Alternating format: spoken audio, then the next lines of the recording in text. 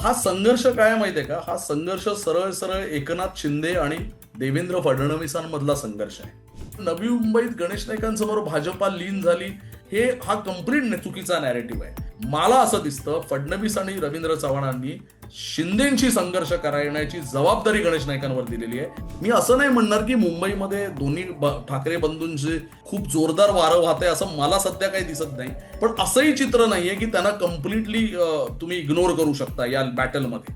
ठाण्यात, नवी मुंबईत किंवा मुंबई महानगर प्रदेशात ठाकरे बंधू द्वेषाने लढतायत असं मला अजिबात वाटत नाही.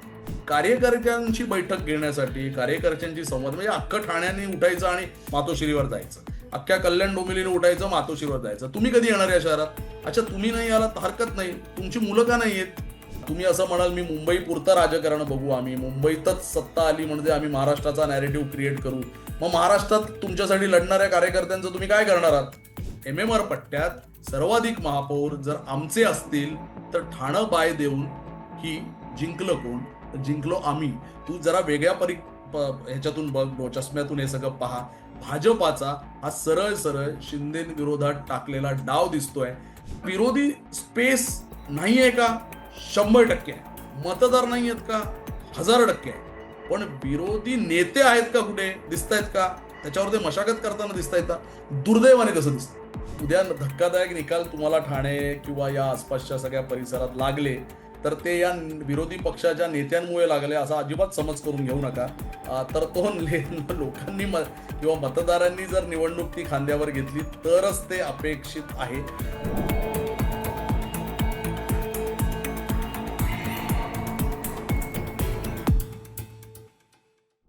नमस्कार, मी निखिल. द पॉलिटिक्समध्ये आपल्या सगळ्यांचं अगदी मनापासून स्वागत. राज्यातील महापालिका निवडणुकीबद्दल बोलताना मुंबई महापालिकेची बरीच चर्चा केली जाते. पण याच मुंबई महानगरपालिकेच्या आजूबाजूला असलेल्या महानगरपालिका, ज्याला MMR क्षेत्र म्हटलं जातं, त्या महानगरपालिकांची चर्चा देखील अत्यंत गरजेची आहे. यामध्ये ठाणे, नवी मुंबई, मीरा भाईंदर, वसई विरार अशा 9 महापालिका आहेत मुंबई महानगरपालिका क्षेत्रात, ज्या सगळ्यांची चर्चा या महानगरपालिका निवडणुकीच्या निमित्त होणं गरजेची आहे. आणि याच चर्चेसाठी आज माझ्या सोबत आहेत जयेश सामंत. सर, आपलं स्वागत आहे. धन्यवाद. जयेश सरांसोबत ही चर्चा करण्याचं प्रमुख कारण म्हणजे ते लोकसत्ता मुंबई या क्षेत्राचे ब्युरो चीफ आहेत. त्यामुळं त्यांच्याकडनं हा सगळा विषय समजून घेणं, या सगळ्या क्षेत्राच्या विकासाबद्दल, राजकारणाबद्दल, युती आघाड्यांच्या राजकारणाबद्दलची चर्चा खूप महत्वाची असणार आहे. त्यापर्यंत शेवटपर्यंत ही चर्चा नक्की बघा. सर, मी जसा उल्लेख केला की या सगळ्या महापालिका मुंबई पाठोपाठ अत्यंत महत्वाच्या आहेत. विकासाचं नवीन क्षेत्र या नगरपालिकांमध्ये, महानगरपालिकांमध्ये तयार होत आहे. 2047 पर्यंत फक्त MMR रिजनची इकॉनॉमी ही $1 ट्रिलियन आसपास असेल असं देखील बोललं जातंय. त्यामुळं या सगळ्याबद्दल चर्चा करताना, आता या महानगरपालिकांच्या निवडणुकांबद्दल चर्चा करताना काय वाटतं? पूर्वीच्या महानगरपालिकांच्या निवडणुका आणि आत्ताच्या महानगरपालिका निवडणुका काय गुणात्मक फरक वगैरे जाणवतो? एक गुणात्मक फरक म्हणजे सर्वात महत्वाचं असं झालंय की राज्यात पहिल्यांदाच ना या 29 महापालिकांच्या निवडणुका एकत्र होत आहेत. तर त्यामुळे हा मोठा फरक आहे. म्हणजे पहिला सर्वात महत्वाचा फरक मला जाणवतो तर तो. दुसरा महत्वाचा फरक मला जाणवतो यावेळी तो ना गेल्या 2.5-3 वर्षात जे राज्याच्या विकासाचं किंवा राज्याच्या राजकीय नेतृत्वाचं केंद्र बदललं ना, ते साधारणपणे ठाणं हे केंद्र झालं. म्हणजे महाविकास आघाडी सरकारमध्ये जेव्हा फूट पडली आणि त्या फुटीचं केंद्र होतं ठाणं, एकनाथ शिंदे अर्थात होते. आणि त्यांच्या या ठाण्याच्या अवतीभोवती काय म्हणतात राजकीय एक केंद्र तयार झालं आणि अर्थातच या नुकत्याच आता ज्या महापालिका निवडणुका होत आहेत, तर त्यामुळे शिंदेंचा गड, त्या अवतीभोवती असलेलं भाजप, लगतचं मुंबई शहर, इथे नवी मुंबई जे गणेश नाईकांचं शहर म्हणून ओळखलं जातं. तर असं सगळं असं सगळं निवडणुकांचं ते संघर्षाचं, काही ठिकाणी संघर्षाचं, काही ठिकाणी मैत्रीचं, काही ठिकाणी नको असलेल्या मैत्रीचं, असं सगळं ते केंद्र आता यंदा ठाणे आणि तो सगळा मुंबई महानगर प्रदेश झालेला आहे.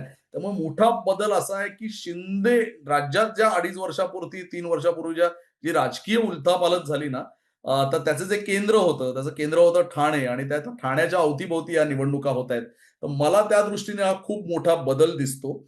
याच कालावधीत तुमच्या लक्षात येईल निखिल, की देशभरात जी काय म्हणतात देशाच्या सकल राष्ट्रीय उत्पन्नामध्ये MMRचा मोठा वाटा असेल, अशा स्वरूपाची चर्चा गेल्या 2.5-3 वर्षापासून सुरू झाली. आणि ती चर्चा सुरू करणाऱ्यांमध्ये जे राजकीय नेतृत्व होतं ते म्हणजे एकनाथ शिंदे आणि अर्थात देवेंद्र फडणवीस. आता नवी मुंबई विमानतळाचं नुकतंच जे काही उद्घाटन झालं, तर तेव्हा आपल्या भाषणात मुख्यमंत्री देवेंद्र फडणवीस असं म्हणाले, की एक मुंबई, दुसरी नवी मुंबई, तिसरी नवी मुंबई लगतची तिसरी नवी मुंबई आणि चौथी मुंबई कुठे असेल तर ती पालघर लगत असेल. आता या तिन्ही 4 मुंबई म्हणजे एक मुंबई जी आर्थिकदृष्ट्या आपलं देशाचं काय म्हणतात त्याला देशाची आपली राजधानी आहे, आर्थिक राजधानी आहे. त्याच्या अवती-भोवती अजून 3 मोठी शहरं, मुंबईसारखी शहरं वसवली जातायत. त्यामुळे अर्थातच या राज्याची जे काही आर्थिक विकासाचं जे केंद्र आहे ना, ते या सगळ्या भागांमध्ये स्थिरवणार आहे. मुंबईच्या पलीकडे नवी मुंबई असेल, त्याच्या लगतचं उरणचं क्षेत्र असेल, त्याच्या लगतचं ठाण्याचं क्षेत्र असेल, पालघर जिल्हा असेल. त्यामुळे मला असं वाटतं जिकडे अर्थकारण आहे, तिकडे राजकारण मूळ धरतं, तिकडे संघर्ष मूळ धरतो आणि मला असं वाटतं या महापालिका ज्या आहेत त्या तशा अर्थाने मोठा गुणात्मक फरक हा आहे, की अर्थकारण वाढतंय या भागात. सर, आपण जसा उल्लेख केला की जिथे अर्थकारण मूळ धरतं तिथे राजकारण पाठोपाठी येतच आणि याच राजकारणाबद्दल आपल्याला चर्चा करायची आहे. सुरुवात आपण मला वाटतं नवी मुंबई महापालिकेपासून करूया, कारण तिथे ज्या प्रकारचा संघर्ष महायुतीतल्या 2 घटक पक्षांमध्ये दिसतोय, गणेश नाईक आणि एकनाथ शिंदे, या दोघांबद्दल बोलताना त्यांच्या थोडंसं संघर्षाबद्दल, त्यांच्या संघर्षाच्या पार्श्वभूमीबद्दल बोलूया, म्हणजे अगदी जरा स्पष्ट होईल विषय नक्की काय. आणि भाजप देखील तिथे ज्या संदीप नाईक यांनी निवडणूक लढवली भाजपच्या उमेदवाराच्या विरोधात, त्यांना पुन्हा भाजपमध्ये महत्वाचं स्थान देऊन त्यांना महापालिकेची सूत्र सोपवून नक्की भाजप तिथे काय करू पाहते? त्यांना गणेश नाईकांच्या पुढे भाजपच मजबूर झाली असं दिसतंय का तिथे?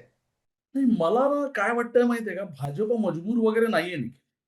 हा संघर्ष काय आहे माहितीये का, हा संघर्ष सरळ सरळ एकनाथ शिंदे आणि देवेंद्र फडणवीसांमधला संघर्ष आहे. गणेश नाईकांमधला हा संघर्ष आहे असं मला मुळात वाटत नाही. राज्यात जो काय नेतृत्व बदल झाला आता परत या नुकत्याच ज्या निवडणुका झाल्या, तर खूप मोठा काळ असा गेला, की आपलं मुख्यमंत्रीपद गेलंय हे एकनाथ शिंदे मुळात मान्य करायला तयार नव्हते. किंबहुना त्यांच्या बॉडी लँग्वेजमध्ये ते दिसत नव्हते. ते वारंवार नाराज होताना दिसत होते. ते दरे गावात जाताना दिसत होते आणि त्यांचा आणि त्यांच्या अनेक समर्थकांचा आजही दावा आहे किंवा तेव्हाही ठाम समज असा होता, की राज्यात महायुतीला जे प्रचंड मोठं यश मिळालं ना, त्याचा शिल्पकार मी आहे. लक्षात आलं का? त्याचा शिल्पकार लाडकी बहीण योजना आहे आणि त्या लाडकी बहीण योजनेची आखणी माझ्या भोवती झालेली आहे. सरकार आपल्या दारीसारखी त्यांनी एक मोठा मोठा उपक्रम राबवला. तर ते आहे. मी गल्लोगल्ली फिरलो. मी राज्यातल्या कोपऱ्यात फिरलो. या या निवडणुकीचा चेहरा मी होतो आणि तुम्हीही मला शब्द दिला होतात, की तुम्ही निवडणुकांनंतर मुख्यमंत्री असाल. आणि एवढी मोठी मेजॉरिटी जेव्हा भाजपला मिळाली, तेव्हा एकाएकी तो मुख्यमंत्री पदाचा घास त्यांच्याकडून काढून घेण्यात आला. त्यामुळे शिंदेंच्या बॉडी लँग्वेजमध्ये अगदी काल परवापर्यंत जी एक नाराजी जाणवताना आपल्याला दिसत होती, ते अजूनही तसे नाराज आहेत. आणि इथूनच साधारणपणे देवेंद्र फडणवीस आणि एकनाथ शिंदे असा एक सुप्त संघर्ष आपल्याला दिसतोय. तो उघडपणे दिसलेला आहे का? म्हणजे आता तुमच्याकडे जे अजित पवार आणि जे काय पुण्यामध्ये अजित पवार आणि देवेंद्र फडणवीसांचं जे काही चाललंय, तो तसा कुठेच दिसलेला नाही. हे दोन्ही नेते एकमेकांच्या विरोधात कुठेच बोलत नाहीयेत. परंतु ना कुठेतरी आपण जी मंडळी मंत्रालय पाहतात जाऊन, जी शासन प्रक्रियेमध्ये काम करतात जाऊन, त्यांच्या लक्षात येतंय, की आता देवेंद्र फडणवीसांनी मुख्यमंत्री म्हणून पूर्णपणे ताबा घेण्यास सुरुवात केलेली आहे. त्यामुळे शिंदे अधून-मधून दिल्ली वाऱ्या करतात. शिंदेंना अपेक्षित असलेले म्हणजे शिंदेंच्या जवळचे जे दिल्लीतले नेते आहेत, महाशक्ती आपण म्हणूया त्यांना, त्या महाशक्तीच्या भेटीगाठी करतात. तुम्ही एक गोष्ट लक्षात घ्या ना, आता या सगळ्या हिवाळी अधिवेशनाच्या पार्श्वभूमीवर काय सुरू होतं? नगरपालिका निवडणुकांच्या प्रचाराची रणधुमाळी सुरू होती. त्याच दरम्यान रवींद्र चव्हाण जे आहेत, भाजपाचे प्रदेशाध्यक्ष, त्यांनी थेट शिंदेंच्या अंगणात हात घालायला सुरुवात केली होती. त्यांचेच नगरसेवक पळवणं, आपल्या पक्षात आणणं, श्रीकांत शिंदेंचे अतिशय निकटवर्तीय मानले जाणारे नगरसेवक त्यांनी आपल्या पक्षात आणले. तर त्यातून एक अस्वस्थता तयार झाली होती. रवींद्र चव्हाणांचं ठाम मत होतं, की डोंबिवलीत आपण स्वतंत्रपणे लढायला हवं. ठाण्यातल्या भाजपाच्या केडरला वाटत होतं, आपण स्वतंत्रपणे जायला हवं होतं. आणि शिंदे मुळात भाजपाशी संघर्ष करायच्या मनस्थितीत नव्हते. त्यामुळे थेट त्यांनी दिल्लीत त्या काळात ते गेले. त्यांनी दिल्लीत महाशक्तीला कन्व्हिन्स केलं, की युती नको युतीने जायला हवं आपल्याला. आणि मग रवींद्र चव्हाण म्हणजे ते बुधवारी म्हणजे मला घटनाक्रम आठवतो. एका बुधवारी ते दिल्लीला गेले शिंदे. नंतर रवींद्र चव्हाणांना तिथे बोलवण्यात आलं. मग शुक्रवारी लगेच रवींद्र चव्हाण अगदी 9च्या सुमारास नागपूरमध्ये त्यांनी एक पत्रकार परिषद घेतली आणि मग युतीची घोषणा केली. लक्षात घ्या, स्थानिक भाजपाच्या नेत्यांना महाशक्तीने भाग पडलं युती करायला. देवेंद्र फडणवीस किंवा रवींद्र चव्हाणांना ही युती मान्य नव्हती, पण ती भाग पाडली गेली. मग भाग पाडली गेलीच ना, म्हणजे तुम्ही वरून तो आदेश आणलाच ना, तर ठीक आहे, तुमच्या ठाण्यात आम्ही तुम्हाला करतो युती. तुमच्या ठाण्यात तुम्हाला हवा असलेला आम्ही तुम्हाला पॅटर्न जागा वाटपाचा ठरवतो. पण मग इतर शहरांमध्ये तुम्ही दादागिरी तुमची आम्ही सहन करणार नाही, असा संदेश देण्याचा प्रयत्न रवींद्र चव्हाण आणि देवेंद्र फडणवीसांनी केला आणि त्यातून म्हणजे तुमच्या मूळ मुद्द्याकडे येतो, त्यातून नवी मुंबईत गणेश नाईकांना बळ दिलं गेलं. नवी मुंबईत गणेश नाईकांना पूर्ण बळ दिलं गेलं. नवी मुंबई आणि मीरा भाईंदर ही जी 2 शहरं आहेत, MMR पट्ट्यात आणि एक उल्हासनगर आहे म्हणा. पण ही 2 प्रामुख्याने भाजप आणि एकनाथ शिंदे यांच्या संघर्षाचा, राजकीय संघर्षाचं केंद्र आहे ना, हे नवी मुंबई आणि मीरा भाईंदर आहे. गणेश नाईक वनमंत्री आहेत, त्यांना पूर्ण अधिकार दिले गेले तिकडे. तिथे ज्या मंदा म्हात्रे म्हणून भाजपच्या आमदार आहेत, त्यांना एकही जागा दिली गेली नाही. म्हणजे अगदी तोंड देखले 5 जागा दिल्या गेल्या, त्याही खूप अपमानास्पद पद्धतीने. उरलेल्या 111 जागांपैकी 106 जागांवर गणेश नाईकांचे निर्विवाद उमेदवार दिले गेले. त्या शहरातली राजकीय प्रचाराची दिशा कशी असेल, आखणी कशी असेल, त्यांना काय काय रसद लागेल, त्यांची स्वतःची रसद कशी मोठी करता येईल. रवींद्र चव्हाण आतापर्यंत नवी मुंबईत 4 वेळा येऊन गेलेत. हे लक्षात घ्या, गणेश नाईकांना ही ताकद देण्यामागे ना हा शिंदे फडणवीसांमधला संघर्ष आहे. तुम्हाला आणि अजून एक त्यातल्या 2-3 मजेदार गोष्टी आहेत, त्या मी पुढे पुढे सांगेन. पण मला असं दिसतं नवी मुंबईत गणेश नाईकांसमोर भाजपा लीन झाली, हा कम्प्लीट चुकीचा नॅरेटिव्ह आहे. मला असं दिसतं फडणवीस आणि रवींद्र चव्हाणांनी शिंदेशी संघर्ष करण्याची जबाबदारी गणेश नाईकांवर दिलेली आहे आणि म्हणून ती पूर्ण काय म्हणतात त्याला, पूर्ण त्यांना निर्णयाधिकार त्यांना दिले गेले. सर, आपण नवी मुंबईमधील हा सत्ता संघर्ष अगदी सविस्तरपणे उलगडून सांगितलाय. पण त्यासोबतच मला विचारायचं होतं की जे ठाणे आणि कल्याण डोंबिवली 2 महत्वाची शहरं, 2 महत्वाच्या महानगरपालिका, ठाण्यांमध्ये स्वतः एकनाथ शिंदे कल्याण डोंबिवलीचे खासदार आहेत, श्रीकांत शिंदे त्यांचे सुपुत्र आहेत. या 2 महापालिकांमध्ये सुद्धा संघर्ष काही कमी नाहीये. पण युती कशी होऊ शकली, कशी शक्य झाली? आणि जेव्हा तिथे युती करायची जी स्वतःची शहर आहेत असं केलं, पण इतर ज्या शहरांमध्ये भाजप मजबूत होती किंवा भाजप मोठा भाऊ होता, तिथल्या शहरांमध्ये शिंदेंनी युती केली नाही. म्हणजे जसं पुण्याचं उदाहरण घेता येईल किंवा MMR रिजन मधल्या सुद्धा दुसऱ्या काही महत्वाच्या महानगरपालिका आहेत जिथे शिंदेंनी भाजपसोबत युती केली नाहीये. तर हे स्वतःचे गड राखण्यासाठी युती करायची आणि इतर ठिकाणी जेव्हा भाजप मोठा भाऊ होतो तेव्हा तिथे युती तोडायची. हा नक्की नवा कुठला पॅटर्न दिसून येतोय? ते मला देखील असं वाटतं ना, शिंदेना सगळीकडेच युती हवी होती. शिंदेना सगळीकडेच युती हवी होती. शिंदेना भाजपाशी मुळात संघर्षच करायचा नव्हता. आणि शिंदे कसा संघर्ष करतील भाजपाशी? म्हणजे तुम्हाला जर आठवत असेल तर भाजपाच्या दिल्ली स्थित नेत्यांचा सर्वाधिक प्रचार कोण करतं महाराष्ट्रात? तर अलीकडच्या काळात तुमच्या लक्षात आलं असेल तर शिंदे करतात. हा महाराष्ट्राचा विकास पर्व कोणी आखून दिलं असं शिंदे म्हणतात, तर नरेंद्र मोदींनी आखलं असं म्हणतात. अटल सेतूच्या शुभारंभाला मोदींपुढे काय म्हणतात पायघड्या कोणी घातल्या? शिंदेंनी घातल्या. नवी मुंबई एअरपोर्टचं उद्घाटन होत असताना विकास पुरुष म्हणून मोदींचं कौतुक कोणी केलं? शिंदेंनी केलं. अमित शहा जेव्हा जेव्हा महाराष्ट्रात येतात, शपथ घेताना सुद्धा त्यांची नावं घेतली. 100%. अमित शहा जेव्हा जेव्हा महाराष्ट्रात येतात त्यांच्या स्वागतासाठी कोण असतं? शिंदे पहिल्या रांगेत असतात.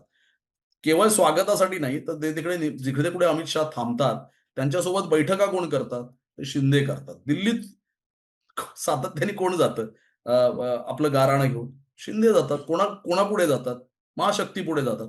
तर अशा महाशक्तीच्या विरोधात महाराष्ट्रातल्या स्थानिक स्वराज्य संस्थांच्या निवडणुका लढवणं किती योग्य आहे असा प्रश्न शिंदेंना जर पडला असेल तर ते काही नवल नव्हतं. त्यामुळे माझ्या माहितीप्रमाणे कुठेही शिंदेंना युती नको होती असं चित्र नव्हतं.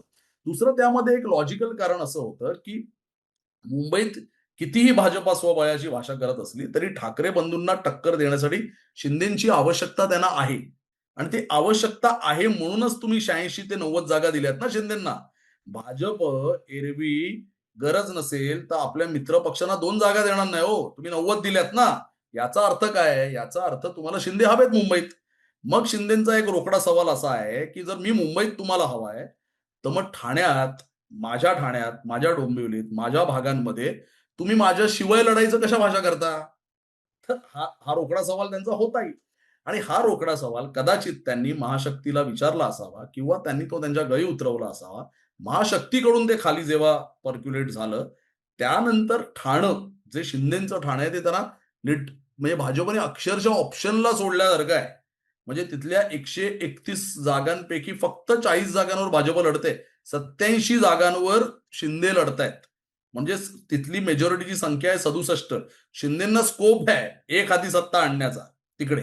तो स्कोप ठेवला भाजपाने. आणि एक गणित काय माहितीये का, की ठाणं दिलं तुम्हाला. ठाणं आम्ही सोडलेलं आहे तुमच्यासाठी. कल्याण डोंबिवलीत रवींद्र चव्हाण आणि श्रीकांत शिंदे यांच्यामध्ये कमालीचा राजकीय संघर्ष होता. पण चव्हाणांनाही एक पाऊल मागे जावं लागलं. तिकडे 67 शिवसेना लढते, 54 भाजप लढते. हा भाग वेगळा की भाजप मोर अग्रेसिव्हली लढताना दिसतंय. हा हा हा पूर्णपणे वेगळा भाग आहे. त्यामुळे मला असं वाटतं की ठाणं शिंदेसाठी, कल्याण डोंबिवली बऱ्यापैकी शिंदे पुत्रासाठी त्यांनी सोडलेलं आहे.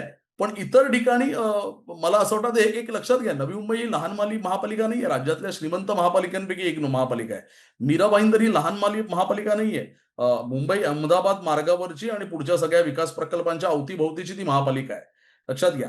तर या 2 ठिकाणी ना अजिबात कॉम्प्रोमाइज भाजपाने शिंदेसोबत केलेला नाही. वरून तशा सूचना असतानाही केलेल्या नाहीये. त्यामुळे मला असं वाटतं ना, भाजप आणि शिंदेमध्ये सरळ सरळ 2 पातळ्यांवरचं त्यांना वर्तवणूक दिली जाते असं मला वाटतं. एक दिल्लीची वर्तवणूक वेगळी आहे आणि एक स्थानिक मुख्यमंत्र्यांच्या किंवा रवींद्र चव्हाणांच्या पातळीवरची वर्तवणूक शिंदेना वेगळी दिली जाते. शिंदेची तीच कसरत सध्या मला असं वाटतं सुरू आहे.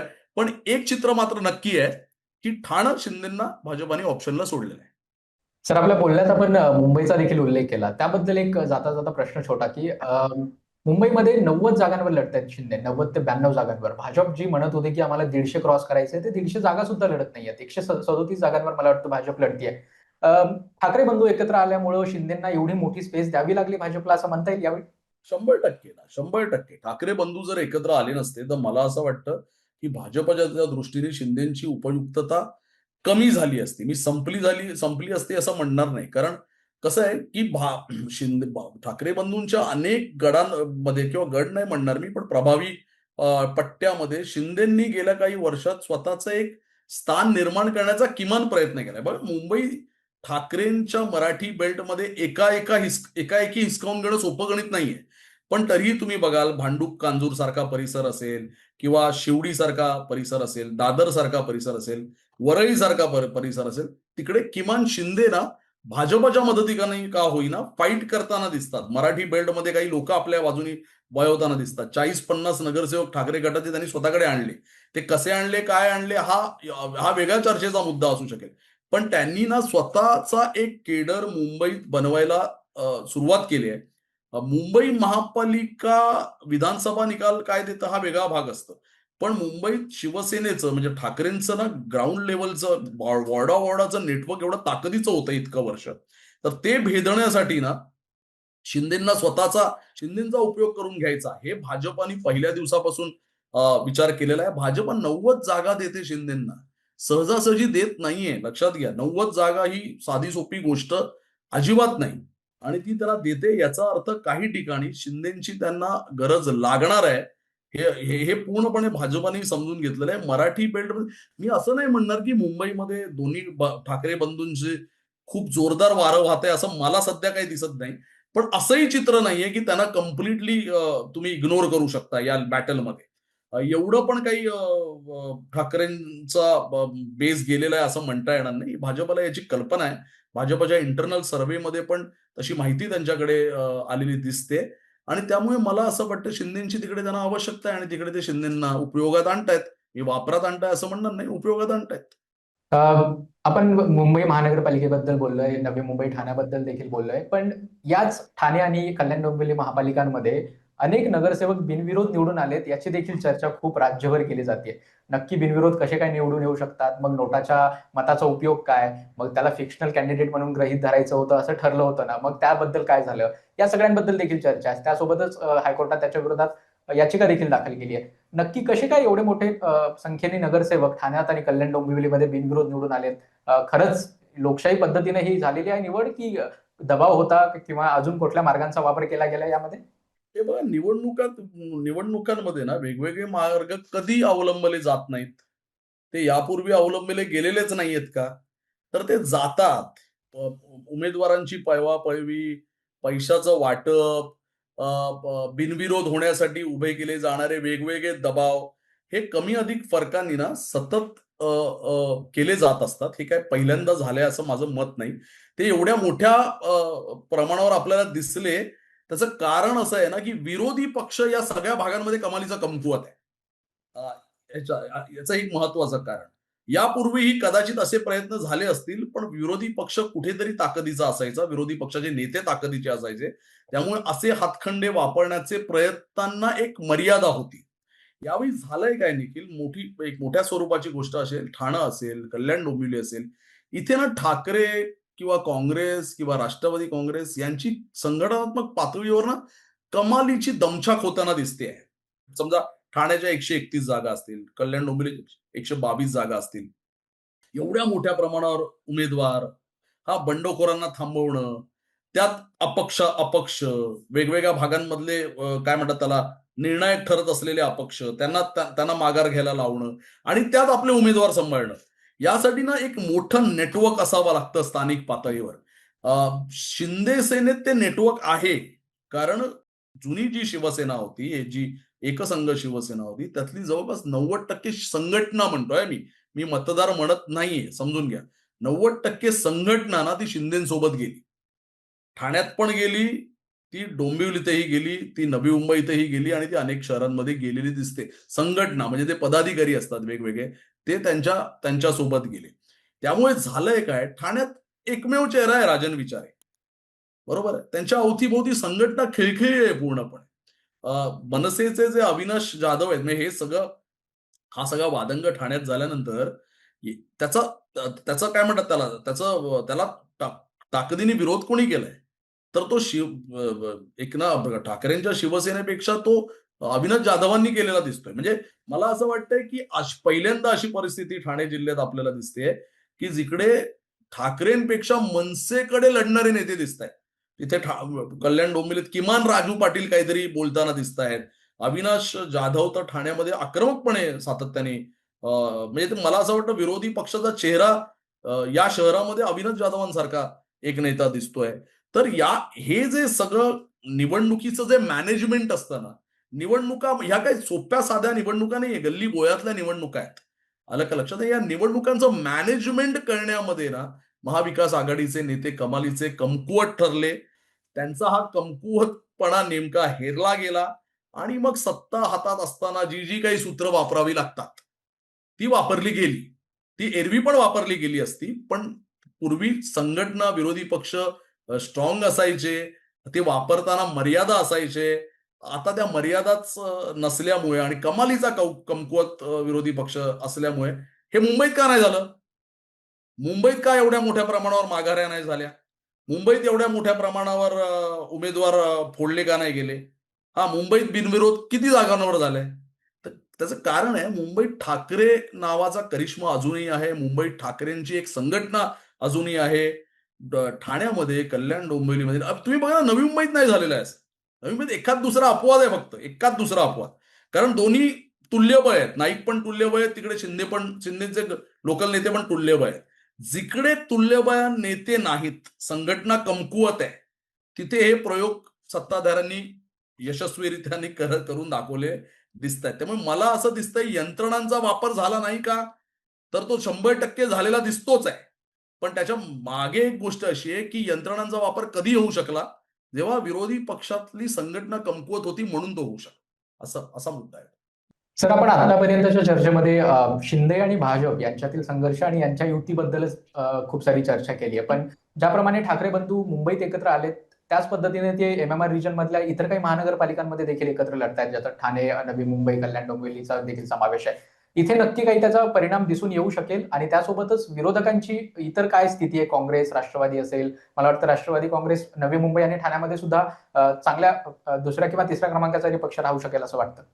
मला असं वाटतं, की ठाण्यात, नवी मुंबईत किंवा मुंबई महानगर प्रदेशात ठाकरे बंधू द्वेषाने लढतायत असं मला अजिबात वाटत नाही. मला ही नुकत्याच ज्या नगरपालिकांच्या निवडणुका झाल्या, त्यामध्येही ठाकरे बंधू कुठेच गेलेले दिसले नाहीत शहरात. त्यांच्यावर टीका पण झाली, की ठाकरे बंधू आहेत कुठे? नगरपालिका निवडणुकांमध्ये पण रणधुमाळी सुरू होती ना वेगवेगळ्या शहरांमध्ये. हो. अख्खा म्हणजे एमएमआर रिजनमध्ये 9 महापालिका आणि 9 नगरपरिषदा सुद्धा आहेत वाटतं. हो, हो. त्या आता मला सांगा ना, अ, अंबरनाथ, बदलापूर आणि मुंबईमधलं काय अंतर आहे? म्हणजे तसं काय अंतर आहे ना, 2 तासाचं अंतर असं धरून चाल. म्हणजे मी राज्यभर ठाकरे बंधू फिरले नाहीत मी समजू शकतो. कदाचित का स्थानिक नेत्यांना लढू द्या की वगैरे, वगैरे असा काहीतरी थोर विचार असू शकतो. पण अंबरनाथ, बदलापूरमध्ये जिकडे शिंदे सेना आणि भाजपामध्ये जोरदार संघर्ष सुरू होता. एकमेकांच्या विरोधात उणी-तुणी काढली जात होती. भाजपा अंबरनाथमध्ये येऊन म्हणत होता, की भयमुक्त अंबरनाथ करा. शिंदे सेनेच्या नेत्यांपासून सोडवा या शहराला. असं असतं विरोधी स्पेस कोणी एकमेकांच्या शहरामध्ये विरोधी एकमेकांचे हे दोघं होते. असं असताना जे खरे विरोधी पक्ष आहेत, जे ठाकरे बंधू आहेत आणि ज्यांच्या हातात ही या दोन्ही शहरांची सत्ता राहिलेली होती एकेकाळी. म्हणजे उद्धव ठाकरेंची शिवसेना ना, त्यांच्या हातात ते शहर राहिलं होतं ना. मग त्या शहरात जे काही आपली संघटना लढतेत, आपल्या संघटनेमागे उभे राहिलेली लोक आहेत. नगराध्यक्ष पदाचा उमेदवार होता त्या दोन्ही शहरांमध्ये. ठाकरे बंधू नाही आले. अ, त्यामुळे ती विरोधी स्पेस आहे ना, ती ठाकरे बंधूंनी स्वतःची संपवून घेतली मुंबईच्या पलीकडे. हे आपल्याला स्पष्टपणे दिसतंय. त्यामुळे मला जे अंबरनाथ, बदलापूरमध्ये घडलं ना, तर तसंच काहीतरी अप्रोच या सगळ्या दोन्ही नेत्यांचा, ठाकरे बंधूंचा ठाणे, नवी मुंबई आणि कल्याण डोंबिवलीत दुर्दैवाने दिसतोय. मी दुर्दैव यासाठी वापरतो, की विरोधी स्पेस असायला हवी, पण ती क्रिएट करण्यासाठी एक मेहनत लागते ना, ती या दोन्ही भावांनी या शहरांमध्ये घेतलेली सध्या तरी दिसत नाही. स्थानिक नेते लढत नाहीयेत का? मी मगाशी उल्लेख केल्याप्रमाणे स्थानिक नेते लढतायत. पण त्यांना जी वरून साथ लाभली पाहिजे. मला सांगा ना, तुम्ही ह्याचा अभ्यास करा व्यवस्थित, की विधानसभा निवडणुकीला आता वर्ष होत आलं. विधानसभा निवडणुकीनंतर राज ठाकरे या एम-एम-आर पट्ट्यात एकदा आल्याचं मला सांगा. म्हणजे सभेसाठी, कार्यकर्त्यांना मार्गदर्शन करण्यासाठी. उद्धव ठाकरे 2-4 वेळा काहीतरी कुठल्यातरी लग्न सोहळ्यासाठी आले. कार्यकर्त्यांची बैठक घेण्यासाठी, कार्यकर्त्यांशी संवाद म्हणजे अख्खं ठाण्याने उठायचं आणि मातोश्रीवर जायचं. अख्ख्या कल्याण डोंबिवलीने उठायचं, मातोश्रीवर जायचं. तुम्ही कधी येणार या शहरात? अच्छा तुम्ही नाही आलात हरकत नाही. तुमची मुलं का नाही येत? मी एकनाथ शिंदेच्या विरोधात कोपरी पाचपाखडीत मी स्वतः उभा राहीन असं म्हणणारे आदित्य ठाकरे नंतर लढले तर नाहीच आणि विधानसभेनंतर शहरातही आले नाहीत. तर हा तुम्ही काय मेसेज देताय केडरला? लोकांना काय मेसेज देताय हा नंतरचा भाग आहे सगळा. तुम्ही तुमच्या केडरला काय मेसेज आहे? एवढ्या प्रतिकूल परिस्थितीनंतरही काही केडर तुमच्या सोबत आजही राहतोय. म्हणजे त्यांच्याकडे आर्थिक सुबत्ता नाही. आर्थिक सुबत्ता निर्माण होईल अशी परिस्थिती नाही. मध्ये कोण त्यांचं ऐकेल अशी परिस्थिती नाही. पोलिसांमध्ये त्यांना कोण उभं करत नाही. या सगळ्या गडबडीनंतर स्थानिक पातळीवर जिकडे-तिकडे शिंदेशी संघर्ष करावा लागतोय भाजपा पेक्षाही. काहीच विचारलं जात नाही आपल्याला संपूर्ण शहरात. अशा परिस्थितीत आम्ही ठाकरेंसोबत राहतो. पण ठाकरे तुमच्यासोबत आमच्यासोबत आहेत का? असा प्रश्न जर या कार्यकर्त्यांना पडला, तर त्यात काय चुकीचं आहे? कारण अर्थार्थी तसं दिसत नाहीये ना. तुम्ही केडरपर्यंत येणार कधी? त्यामुळे तुम्ही जो प्रश्न मला विचारलात, की यांची परिस्थिती काय राहील?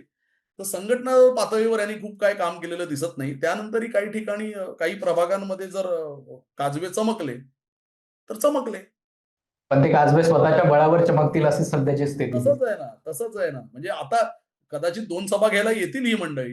पण मला तेच म्हणायचंय, राजकारण ना अलीकडच्या काळात आणि गेल्या काही वर्षात हा पूर्ण वेळ मेहनतीचा अ, व्यवसाय आहे असं मी म्हणेन. पूर्ण वेळ तुम्हाला मेहनत करावी लागते. जिकडे 24/7 पॉलिटिक्स सध्या सुरू आहे. 24/7 पॉलिटिक्स आहे. दुसरी महत्त्वाची गोष्ट म्हणजे तुम्हाला अगदी काय म्हणतात त्याला कोरड्या जमिनीवर पण तुम्हाला मशागत करावी लागणार. त्याच्यासाठी तुम्हाला मेहनत करावी लागणार. तुम्ही असं म्हणाल, "मी मुंबईपुरतं राजकारण बघू आम्ही. मुंबईतच सत्ता आली म्हणजे आम्ही महाराष्ट्राचा नॅरेटिव्ह क्रिएट करू." मग महाराष्ट्रात तुमच्यासाठी लढणाऱ्या कार्यकर्त्यांचं तुम्ही काय करणार आहात? याचं उत्तर कधीतरी तुम्हाला द्यावं लागेल ना. अच्छा नका देऊ तुम्ही उत्तर. त्याच्यानंतर काय होतंय ते तुम्ही पाहता ना. कोकण पट्टी गेली की हातातून. शिवसेनेची होती ना कोकण पट्टी. आज कोकणात भाजप आणि तुम्ही लक्षात घ्या रवींद्र चव्हाण कोकण पट्टी अक्षरशः पिंजून काढतायत. हा सगळा शिवसेनेचा गड आहे आणि त्याच्यानंतर तो अलीकडच्या काळात शिंदेनी कसाबसा राखलाय तिकडच्या सगळ्या उदय सामंतांसारख्या वगैरे स्थानिक नेत्यांना हाताशी धरून किंवा नारायण राणेंच्या सुपुत्राला सोबत घेऊन. पण एवढं सगळं असतानाही भाजपचे रवींद्र चव्हाण सतत काय म्हणतात त्या सिंधुदुर्गाच्या टोकापासून या कल्याण डोंबिवली आणि तिकडे पालघरपर्यंत फिरताना दिसतायत ना. हे बंधू कुठे आहेत? मग ह्यांची शिवसेना कशी टिकणार? कसं राहणार? त्यामुळे विरोधी स्पेस नाहीये का? 100% आहे. मतदार नाहीयेत का? 1000% आहे. पण विरोधी नेते आहेत का कुठे? दिसतायत का? त्याच्यावर ते मशागत करताना दिसतायत का? दुर्दैवाने तसं दिसतं. एकीकडे आपण बघतोय की मुख्यमंत्री दिवसाला 3-3 महानगरपालिका, 4 महानगरपालिकांमध्ये सभा घेतायत, फिरतायत, रोड शो करतायत. त्यासोबतच इतर मात्र विरोधी पक्षनेते किंवा ठाकरे बंधू सुद्धा आताही मुंबईत 5-6 सभा होत आहेत असं म्हणतायत. त्याच्याशिवाय इतर कुठे अजून काही माहिती तरी आलेली नाहीये. आणि यासोबतच शिंदेचा जर नगर परिषदांचा जो सभांचा धडाका पाहिला आणि त्यांनी जो भाजपला दिलेली टक्कर बघितली, कारण प्रमुख लढत असं वाटत होतं की शिंदेची शिवसेना आणि भाजप यांच्यामध्येच होती की काय. त्यातही त्यांनी 55 ते 60 नगर अध्यक्षांचे उमेदवार निवडून आणले. अशाच पद्धतीचं राजकारण या महापालिका निवडणुकांमध्ये सुद्धा दिसू शकतं की शिंदे आणि भाजप हेच प्रमुख दोन पक्ष एकमेकांच्या विरोधात महानगरपालिकांमध्ये अधिक द्वेषाने लढताना दिसू शकतात. तसंच दिसतंय की ना, तसंच दिसतंय की म्हणजे मुंबईचा अपवाद माझा तोच मुद्दा आहे. मगाशी मी निखिल सातत्याने तोच मुद्दा अधोरेखित करायचा प्रयत्न करतोय, की तुम्ही मुंबईत लढताय. मुंबई मला प्रश्नच नाही. मुंबई हा हा हा एका राज्यासारखी आहे. त्यामुळे तिथे लढलंच पाहिजे आणि मुंबईशी, शिवसेनेशी आणि मुळात ठाकरेंशी एक भावनिक नातं राहिलेलं आहे.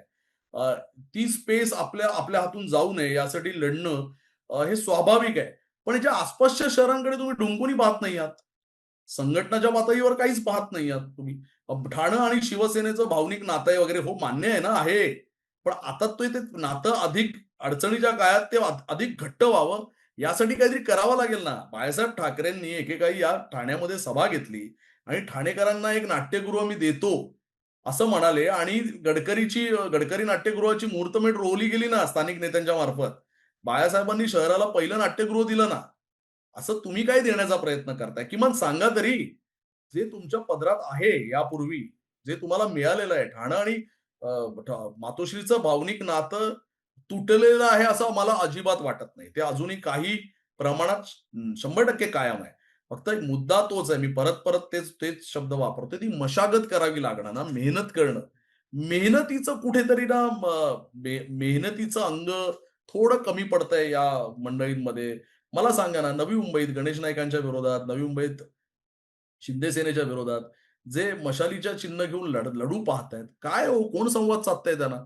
बाकीची संसाधनं मिळणं-बिळणं तर अगदी काय म्हणतात त्याला दुरापास्त होऊन बसलेलं आहे त्यांच्यावर. संवाद कोण साधतंय? कोण बोलतंय? दुसऱ्या फळीतले नेते पण संवाद साधताना दिसत नाहीयेत. मी ठाकरे बंधू तर लांब. दुसऱ्या फळीतले जे काय विनायक राऊत वगैरे नावाचे जे काय सगळी दुसरी फळी, तिसरी फळी असेल ना, त्यांचा तरी काय संपर्क आहे? सगळे मुंबईत जोर लावतायत. अरे हो, मुंबई महत्वाचीच आहे ना, पण तुम्ही आजूबाजूच्या एम-एम-आर पट्ट्यांमध्ये काही विधानसभा लढवणार नाहीत का तुम्ही? लोकसभा लढवणार नाही का तुम्ही? तिकडे काही संघटना मत बांधणी तुम्ही करणारच नाहीत, की मुंबई आल्यावर बघू, मग मुंबई नंतर आपण बघू. हे काय कसलं आहे आणि काय म्हणजे मला मला नेहमी प्रश्न पडतो, की नियोजन व्यवस्थित केलं ना, 2 दौरे करायला शहरांमध्ये जाता काय? काय वेळ लागतो? या सगळ्या नेत्यांकडे बाकी तर संसाधनं असतातच की. ते होताना दिसत नाही निखिल. मला एवढाच म्हणायचं आहे, की मेहनत करावी लागेल. मुख्यमंत्री देवेंद्र फडणवीस असतील, एकनाथ शिंदे असतील, कमालीची मेहनत करताना दिसतात आणि त्याची फळं त्यांना मिळतायत. हे सगळं पैशावर चाललंय का? तर हे सत्याच्या बळावर चाललंय का? कदाचित चाललंही असेल. पण मेहनत पण तर दिसतेय. ठाण्यात बसून आखणी नाही होत ना पूर्ण राज्याची किंवा मुंबईत वर्षावर बसून देवेंद्र फडणवीस आखणी नाही करत ना पूर्ण राज्याची. जे काही संसाधनं ते वापरतायत त्याच्यावर जी टीका होते, ती असेलही, करायलाही हवी टीका ती. पण मुद्दा असा आहे, की त्याबरोबर त्यांचा फिजिकल प्रेझेन्स पण दिसतोय. रात्री-रात्री पण भेटीगाठी होतायत. लोकांशी बोललं जातंय. आज ब ब ब ब संध्याकाळी कालपासून नवी नवी मुंबईच्या दौऱ्यावर एकनाथ शिंदे तिकडे प्रत्येक उमेदवाराशी ते वन टू वन बोलतायत. वेळ काढतायत ना. हे कुठेतरी मिसिंग आहे मला असं वाटतं ठाकरेंनी. सर, आपण एम-एम-आर रिजनची चर्चा करताना राजकारणाबद्दल, युती आघाड्यांबद्दल खूप बोललो. पण आता तिथल्या विकासाच्या प्रश्नांबाबत थोडीशी चर्चा करूया. काय नक्की विकासाचे प्रश्न आहेत? त्या मुद्द्यांवर निवडणूक लढवली जाते का? नवी मुंबईचा विचार केला तर नॉलेज सिटी बद्दल बोललं जात आहे, नवीन मुंबई एअरपोर्ट बद्दल बोललं जात आहे, पालघर मधल्या वाढवण बंदराबद्दल बोललं जात आहे. हे मोठमोठे इन्फ्रास्ट्रक्चर प्रोजेक्ट्स आहेत जे MMR रिजनची इकॉनॉमी 1 ट्रिलियनच्या दिशेने घेऊन जाण्यासाठी खूप महत्वाचे समजले जातात. या सगळ्यांचा काही परिणाम येणाऱ्या महापालिका निवडणुकांमध्ये दिसून येईल का? प्रश्न ना निखिल, फार मोठे प्रश्न. आणि काय म्हणतात, ही शहरं अक्षरशः कोंडली जातायत की काय? मुंबई पाठोपाठ ही जी मुंबई महानगर प्रदेशातली शहरं आपण म्हणतोय, ती कोंडली जातायत की काय? गुदमरली जातायत का? गुदमरत असल्याचं चित्र आहे. प्रकल्प आखले जातायत का कमालीचे मोठे प्रकल्प? मला असं वाटतं काही लाख कोटी रुपयांचे प्रकल्प या सगळ्या पट्ट्यामध्ये MMR मध्ये सुरू आहेत. नवी मुंबई विमानतळ असेल, तिकडे पालघरला आता विमानतळाची आखणी होते. वाढवण नावाचं बंदर उभं राहतंय. JNPT ते वडोदरा एक स्वतंत्र JNPT वडोदरा एक स्वतंत्र हायवे तयार केला जातोय. बुलेट ट्रेनचा प्रकल्प तिकडे आखला जातोय. UDCPR मार्फत FSI 5-5, 6-6 पर्यंत गेलंय. त्यामुळे जागोजागी टोलेजंग इमारती दिसतायत. मेट्रोच्या रांगा दिसतायत. एक मेट्रो संपत नाही, दुसरी मेट्रो आखली जाते. त्याच्यानंतर काय म्हणतात त्याला, उन्नत मार्ग, जागोजागी उन्नत मार्ग दिसतायत. प्रकल्पांची खैरात सुरू आहे. म्हणजे एवढ्या मोठ्या प्रमाणावर प्रकल्प, पायाभूत सुविधांचे प्रकल्प यापूर्वी या संपूर्ण पट्ट्याने पाहिले नाहीत. तेवढे प्रकल्प इथे सुरू आहेत. पण हे या या प्रकल्पांच्या अवती-भोवती अनेक प्रश्न पण निर्माण झालेत. ही सगळी शहरं, मुंबई असेल, नवी मुंबई असेल, ठाणं असेल किंवा इतर शहर, सगळी शहरं सध्या प्रदूषणाच्या गर्तेत आहेत. आणि काही ठिकाणी तर अगदी श्वास घेणंही कठीण आहे. फक्त त्याची बोंब होत नाहीये किंवा कमी होते आहे, एवढाच प्रश्न मागे उरतो, अशी प्रश्न आहे. प्रचंड नागरीकरण सुरू असताना गल्लोगल्लीच्या ज्या पायाभूत सुविधा आहेत त्याच्यावर मर्यादा आहे. तुम्हाला सांगतो, ठाण्यासारख्या शहरामध्ये जो घोडबंदरचा पट्टा आहे, त्या घोडबंदरच्या अर्ध्या घोडबंदरला पाणी पुरवठा करण्यासाठी ठाणे महापालिकेला टँकरसाठी निविदा काढाव्या लागतायत. म्हणजे तुम्ही मेट्रो आखताय, 100% चांगलं करताय. समजा उन्नत मार्ग आखताय, कोस्टल रोड आखताय, एअरपोर्ट होतंय. जो रोजचा प्रश्न आहे आणि जो महापालिकांशी संबंधित आहे, पाणी मिळवण्यासाठी तिथल्या जर वसाहतींना वर्षाला 50-50 आणि 1-1 कोटी रुपये टँकरला मोजावे लागत असतील, तर आपल्याला हवंय काय आणि आपल्याला मिळतंय काय? याच्यात जी मोठी दरी आहे ना, ती स्पष्ट होताना दिसते. नवी मुंबईसारखं एकेकाळचं प्लॅन्ड शहर, अनेक उपनगरं नवी मुंबईमध्ये प्रदूषणाच्या गर्तेत आहेत. मुंबईच्या प्रदूषणाचाही त्यांना फटका बसतोय. ठाणे शहर कमालीच्या वाहतूक कोंडीमध्ये आहे. एका ठिकाणाहून दुसऱ्या ठिकाणी जाण्यासाठी कमीत कमी अर्धा तास आणि जास्तीत जास्त कितीही तास तुम्हाला लागू शकतात.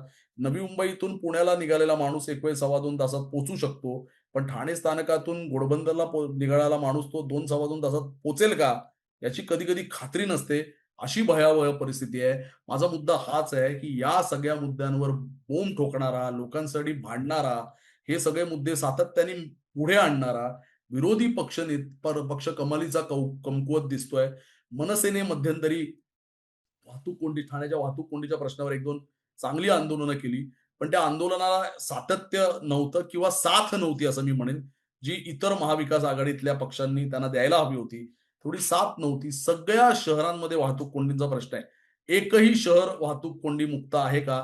असं सांगता येणार नाही. हे सगळे पायाभूत सुविधांचे प्रकल्प झाल्यावर हे शहर वाहतूक कोंडी मुक्त होईल, असा दावा केला जात असेल तरी त्याची शाश्वती देता येत नाही. अशी परिस्थिती आहे.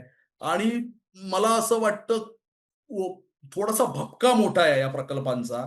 पण जे रोजचं जगणं आहे ना माझं, तुझं, शहरातल्या लोकांचं, ते जगणं अधिक सुसह्य होईल यासाठी ज्या छोट्या-छोट्या गोष्टी कराव्या लागतात ना, त्याकडे अ, दुर्लक्ष आहे.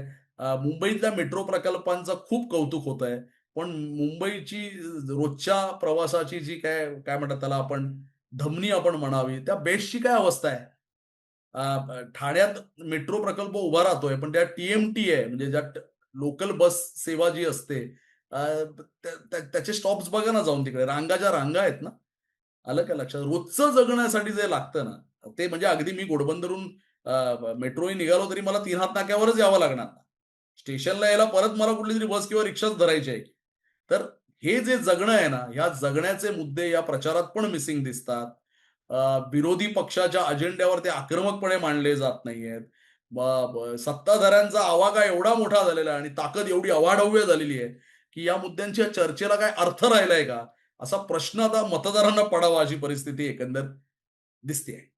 सर, मुलाखतीच्या शेवटाकडे येताना आज आपण 6 जानेवारीला संध्याकाळी 5च्या आसपास बोलतोय. काय वाटतं, कुठल्या दिशेने सत्तेची वारे वाहत आहेत? काही मतदारांचा कौल कोणाकडे असू शकतो? अ, या सगळ्या राजकीय वातावरणात, गोंधळात मतदार नक्की कोणाच्या दिशेने कौल देऊ शकतात? काय सध्याचं आकलन आहे? मला असं वाटतं की मतदारांनीच जरी निवडणूक स्वतःच्या खांद्यावर घेतली, तर काही धक्कादायक निकाल अपेक्षित असतील. उद्या धक्कादायक निकाल तुम्हाला ठाणे किंवा या आसपासच्या सगळ्या परिसरात लागले, तर ते या विरोधी पक्षाच्या नेत्यांमुळे लागले असा अजिबात समज करून घेऊ नका. तर तो लोकांनी किंवा मतदारांनी जर निवडणूक ती खांद्यावर घेतली, तरच ते अपेक्षित आहे. अदरवाईज मला असं दिसत नाही की ठाणे जिल्ह्यात काही अनपेक्षित निकाल लागतील. या क्षणाला तरी मला असं दिसत नाही. पण मला 2-3 इंटरेस्टिंग गोष्टी शेवटाकडे जाताना मांडायला म्हणजे आवडेल आणि ते म्हणजे मला निकालातून जे काही सगळ्यात दिसेल ना, तर ते दिसेल शिंदे आणि फडणवीसांमध्ये कोण जिंकलं. तुम्ही मला विचारताय, की महाविकास आघाडी आणि महायुतीमध्ये कोण जिंकेल? तर मी त्याचं उत्तर थेट देणार नाही, कारण ते कोण जिंकेल असं जवळपास आता स्पष्ट होत आहे. पण मला पाहायला आवडेल आणि राजकीय विश्लेषक म्हणून मी काय पाहतोय, की शिंदे आणि फडणवीसांमध्ये या निवडणुकीत कोण जिंकेल याकडे मला जास्त रस आहे. तुम्ही म्हणाल हे कशाच्या आधारावर तुम्ही बोलताय? तर मला सरळ-सरळ भाजपाचा एक डाव दिसतोय, जो शिंदेंना शिंदेंच्या अवतीभोवती त्यांनी टाकलेला आहे. मला तुम्ही सांगा मुंबई महानगर प्रदेशात अ, त्यांनी खूप चतुराईने एक खेळी खेळलेली आहे. ठाणं शिंदेंना बाय देऊन टाकलं. घेऊन टाका तुमचं ठाणं. पण मुंबईत महापौर कोणाचा बसेल? म्हणजे मी एका भाजपच्या एका वरिष्ठ राजकीय नेत्याशी बोलत होतो आणि मी त्यांना सांगितलं, "अहो, तुम्ही ठाणं असं कसं बाय दिलं? ठाण्यात तर लढत झाली असती. कल्याण डोंबिवलीत तर लढत झाली असती. तुम्ही जर लढला असतात तर एकमेव तुम्हाला संधी होती यावी ना."